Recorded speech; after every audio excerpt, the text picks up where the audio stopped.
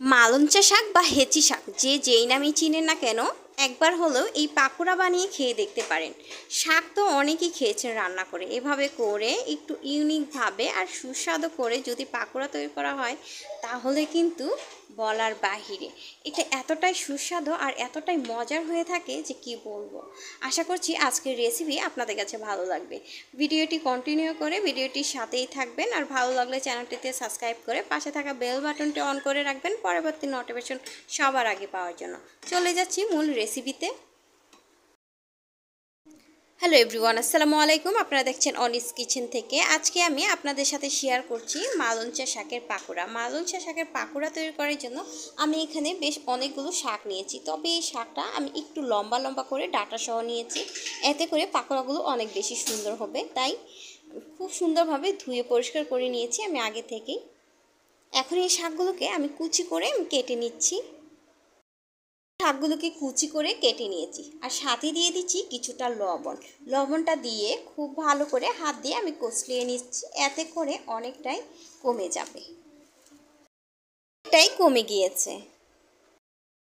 পেঁয়াজ কুচি, পাকোড়ার মধ্যে যদি পেঁয়াজ কুচিটা একটু বেশি হয় তাহলে কিন্তু পাকোড়াগুলো খেতে অনেক বেশি ভালো লাগে। কাঁচামরিচ কুচি, মরিচের গুঁড়া, হলুদের গুঁড়া, ভাজা জিরার গুঁড়া, ধনিয়ার গুঁড়া, বেসন।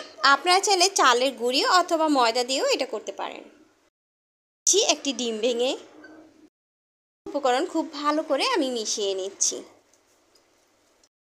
মিশ্রণটা খুব সুন্দরভাবে মেখে নেওয়া হয়ে গেছে। এখন ভাজার জন্য আমি একটু গোল গোল করে পাকোড়ার শেপ দিয়ে নিচ্ছি। এভাবে করে গরম তেলের মধ্যে দিয়ে দিচ্ছি ভাজার জন্য। এদিকে আমি তেলটাকেও গরম করে নিয়েছি। পাকোড়াগুলো আমি একটু বড় বড় করেই দিয়েছি, আপনারা চাইলে আরও ছোটো করেও দিতে পারেন, এতে করে কিন্তু অনেকগুলো পাকোড়া হবে। দেরি আছে, এপাশ ওপাশ করে আমি পাকোড়াগুলো ভেজে নিচ্ছি।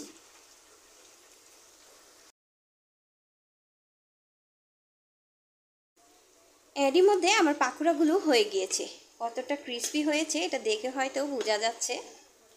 এখন চুলা থেকে তেলটা ঝরিয়ে আমি উঠিয়ে নিচ্ছি। মালঞ্চা শাকের পাকোড়া এখন খাওয়ার জন্য একদম রেডি। গরম ভাতের সাথে খেতে কিন্তু অসাধারণ হবে।